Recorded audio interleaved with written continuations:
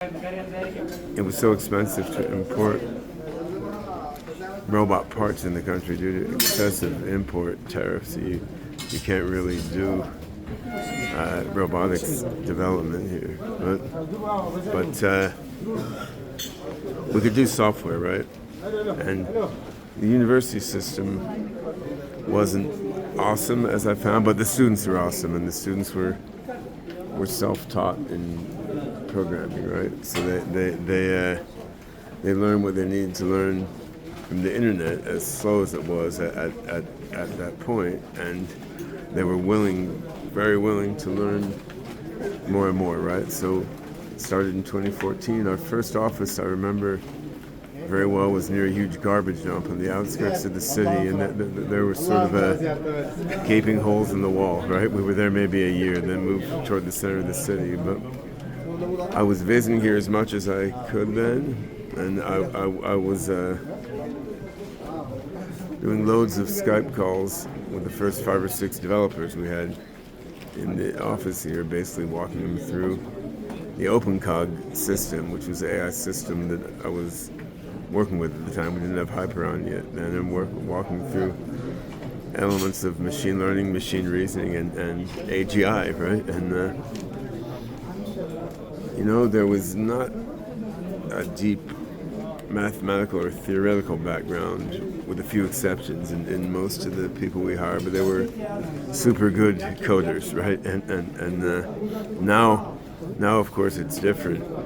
Now the educated middle class gets laptops in middle school, and they will get the same education as you get anywhere else in the world, but it's shifted since the last 13, 14 years. When I started here, they were more hardcore hackers, but they built a bunch of cool computer vision things. They did some robotics development for me. They did some OpenCog programming for me, and in time it grew. So before COVID, we had like 40 software developers here, and maybe 150, could be more, undergraduate interns who were taking Coursera courses at our direction, and then doing AI software development. Now during COVID, the whole thing almost collapsed because we really needed an office to do stuff here, so that the developers could use the fast internet in the office, at least fast relative to what they had otherwise, not fast by global standards, right? And COVID, even though COVID was not a big medical problem here, we had to shut down the office because of COVID regulations. We dwindled to like a dozen people or less, but now we're back. We've got 45, 50 developers, again over 100 interns, but now the level of efficiency and productivity is just astoundingly higher here than what it was in the early days, both because the students just learn a lot more on their own because they have laptops at home and they have fast internet, which wasn't the case in the old days, and also because the tooling that we have to give the developers here to work with Hyperon is so much better than the old OpenCog, so they can always race ahead, right? So now, I was here over December. I was here with my wife and my 2 little kids, and it's become a place where we have a lot of family friends now, right? Like my son is good friends with Getnet's daughter, 10-bit. They're around the same age. She was in Vashon Island for a while visiting, and spent a few days at his preschool back when they were both preschool age.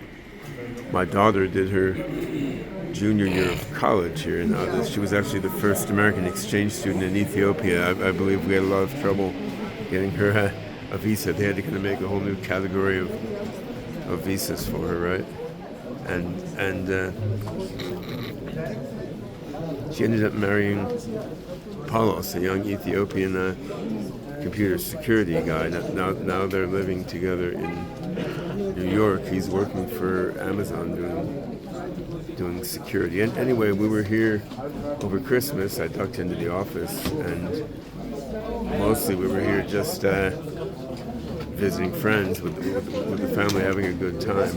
But I realized like it was the time to get more of the Singularity and Hyperon team face to face with the Addis team. And we brought a few of the senior developers from the Ethiopia team, which is organized into a company, ICOG Labs here, which subcontracts to SingularityNet and some other projects. And we brought some members of our Ethiopia team to our meetups in other countries before, which was fine, but there's just so many people here. It seemed to make sense to bring some of our global AI experts here to actually interface with the whole Ethiopia development team. And so now we've done it. We've got about 25 of our global AI team in the office in Addis right now. Actually, they all got there a day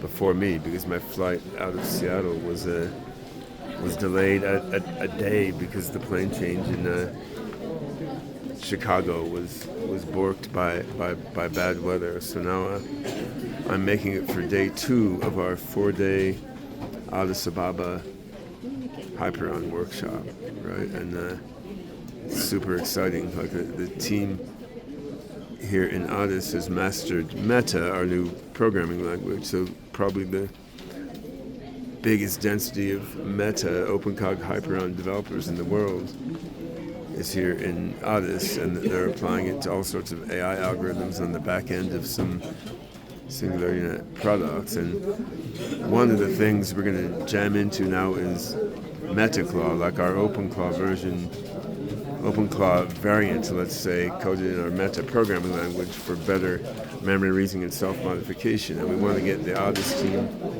fully up to speed on MetaClaw, both so they can help development and so that they can use it for their ongoing software development, right? So this, going to be super exciting and even worth the hours I just spent waiting 20 hours for a flight delay and then jammed into a very small seat next to a very large neighbor on the Ethiopian Airlines. All right, time for passport control, signing out.